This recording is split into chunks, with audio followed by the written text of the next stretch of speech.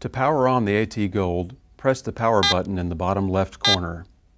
To turn off the detector, press and hold this button for 1 second until the detector makes a second beep. When you have changed detector settings and wish to restore the AT Gold to its factory settings, press and hold the power button for 5 seconds, waiting until the detector produces a fast double beep.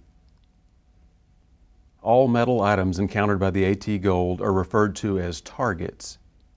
Garrett's exclusive Target ID technology provides 2 indicator scales to help identify targets. The lower scale is the AT Gold's discrimination pattern setting. These dark segments on the lower scale indicate what targets your detector will sound on.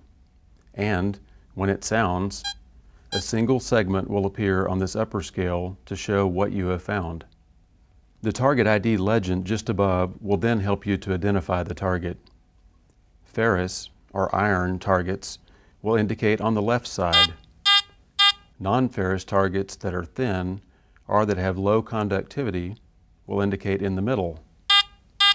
Thick or high conductivity targets, such as thick silver, will indicate toward the right.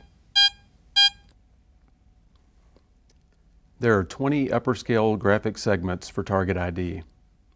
When the AT Gold is switched into its Discrim 2 mode, notice that some of the lower scale segments disappear.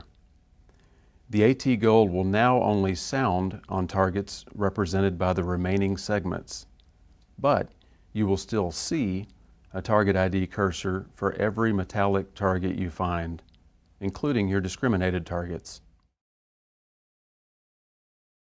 The AT Gold's digital Target ID system also provides a specific target value to help identify targets more precisely. Targets are identified on the LCD by number, with items with lower numbers being the most ferrous.